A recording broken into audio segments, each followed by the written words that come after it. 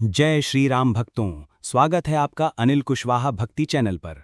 हम सब जानते हैं कि भगवान श्री राम ने रावण का वध करके धर्म की स्थापना की थी। लेकिन क्या आप जानते हैं कि लंका के युद्ध के दौरान एक समय ऐसा भी आया था जब स्वयं भगवान श्री राम और उनके भाई लक्ष्मण का अपहरण हो गया था।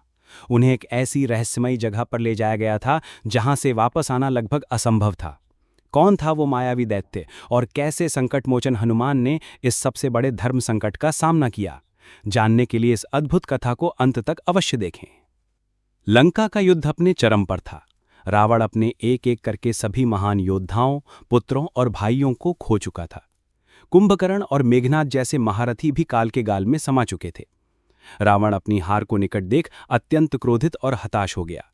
तब उसे अपने मायावी भाई अहिरावण की याद आई, जो पाताल लोक का राजा था और तंत्र मंत्र और काली शक्तियों का स्वामी था। रावण ने गुप्त रूप से एक दूत पाताल लोक भेजा और अहिरावण से मदद मांगी। अहिरावण ने अपने भाई की मदद करने का वचन दिया और एक भयानक योजना बनाई। अहिरावण अपनी मायावी शक्तियों से श्रीराम की सेना के शिविर में पहुंचा। उसने देखा कि हनुमान जी ने अपनी पूंछ से एक अभेद्य किला बना रखा है, जिसके अंदर कोई भी प्रवेश नहीं कर सकता। अहिरावण समझ गया कि हनुमान जी के रहते वो कुछ नहीं कर सकता। तब उसने अपनी माया का प्रयोग किया और श्रीराम के भक्त विभीषण का रूप धारण कर लिया। नकली विभीषण बनकर वह किले के द्वार पर पहुंचा। हनुमान जी ने उसे देखा तो प्रणाम किया। अहिरावण बोला, हनुमान, प्रभु श्री राम और लक्ष्मण जी को विश्राम करने दो। तुम भी थोड़ा आराम कर लो। आज मैं स्वयं उनकी रक्षा करूंगा। हनुमान जी को विभीषण पर पूरा भरोसा था, इसलिए वे थोड़ा शिथिल हो गए। यही अहिरावण चाहता था।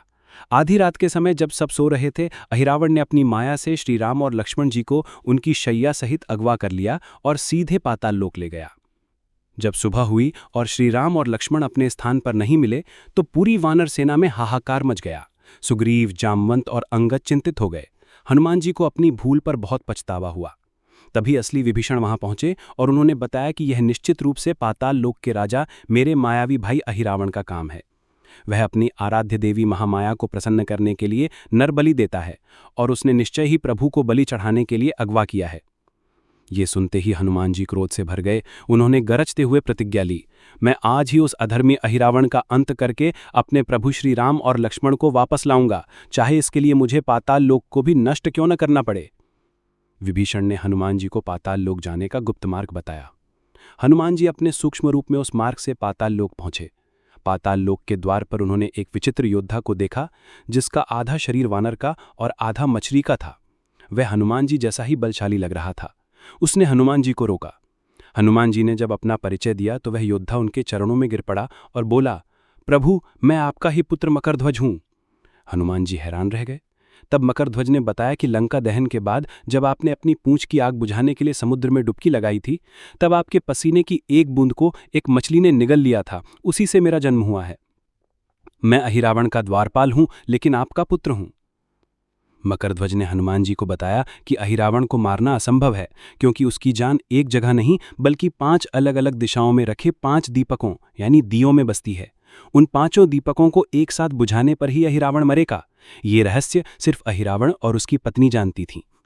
हनुमान जी ने मकरध्वज को अपनी पूंछ में बांधा और उसे एक तरफ धकेलकर महल में प्रवेश करने की योजना बनाई। हनुमान जी एक छोटी मक्खी का रूप धारण कर महल के अंदर चले गए। वे उस मंदिर में पहुंचे जहां श्रीराम और लक्ष्मण को बलि के लिए रखा गया था। वहां देवी महामाया की विशाल मूर्ति थी और चारों तरफ तांत्रिक क्रियाएं चल रही थीं। जैसे ही अहिरावण ने श्रीराम की बलि चढ़ाने के लिए अपनी तलवार उठाई, हनुमान जी अपने विशाल रूप में प्रकट हुए और जोर से गर्जना की। अहिरावण और उसके दैत्य हैरान रह गए। भयंकर युद्ध शुरू हो गया। हनुमान जी ने सभी दैत्यों को मार दिया, लेकिन अहिरावण को नहीं मार पा रहे थे। तब हनुमान जी को 5 दीपकों का रहस्य याद आया। उन 5 दीपकों को एक साथ बुझाने के लिए हनुमान जी ने एक अद्भुत और विशाल रूप धारण किया, जिसे पंचमुखी हनुमान कहते हैं। इस रूप में उनके 5 मुख थे: वराहमुख उत्तर, नरसिंह मुख दक्षिण, गरुड़ मुख पश्चिम, हयग्रीव मुख आकाश की ओर और वानर मुख पूर्व। उन्होंने एक ही समय में अपने 5 मुखों से फूंक मारकर 5 दीपक बुझा दिए। दीपकों के बुझते ही अहिरावण निर्बल होकर गिर पड़ा और हनुमान जी ने अपनी गदा के एक ही प्रहार से उसका वध कर दिया। अहिरावण के मरते ही हनुमान जी ने श्रीराम और लक्ष्मण को बंधन मुक्त किया। प्रभु श्री राम ने अपने प्रिय भक्त को गले से लगा लिया। इसके बाद हनुमान जी ने मकरध्वज को बंधन मुक्त किया और श्री राम के आदेश पर उसे पाताल लोक का नया राजा घोषित किया। उन्होंने मकरध्वज को धर्म और न्याय के मार्ग पर चलने का आदेश दिया। इसके बाद हनुमान जी श्री राम और लक्ष्मण को अपने कंधों पर बिठाकर वापस लंका के शिविर में ले आए। तो भक्तों, इस तरह हनुमान जी ने अपने बल, बुद्धि और भक्ति से न केवल अपने प्रभु को एक भयानक संकट से बचाया, बल्कि पाताल लोक में भी धर्म की स्थापना की। ये कथा हमें सिखाती है कि भक्ति में इतनी शक्ति है कि वह किसी भी माया और संकट को परास्त कर सकती है। आपको ये अद्भुत कथा कैसी लगी, हमें कमेंट्स में जय श्री राम लिखकर अवश्य बताएं। वीडियो को लाइक करें, शेयर करें और ऐसी ही भक्तिमयी कथाओं के लिए अनिल कुशवाहा भक्ति चैनल को सब्सक्राइब करना ना भूलें। जय श्री राम, जय हनुमान।